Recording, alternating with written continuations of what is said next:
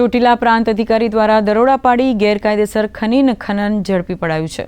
નાયબ કલેક્ટર ચોટીલા અને મામલતદાર ચોટીલા, થાનગઢ અને મૂળીની સંયુક્ત ટીમો બનાવી મૂળી તાલુકાના અસુદરાળી, ખંપાળિયા, વગડિયા અને ઉમરડાર એમ 4 ગામોમાં આકસ્મિક દરોડા પાડવામાં આવ્યા હતા અને 1.50 કરોડથી વધુનો મુદ્દામાલ ઝડપી પાડવામાં આવ્યો છે।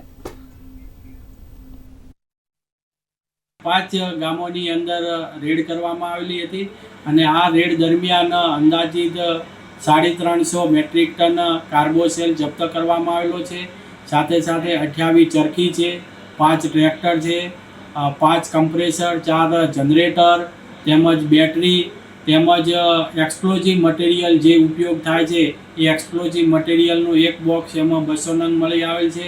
તેમજ એક હિટાચી, એક ડમ્પર અને એક લોડર, આમ મળીને કુલ 2 કરોડથી પણ વધુનો મુદ્દામાલ છે જપ્ત કરવામાં આવેલો છે।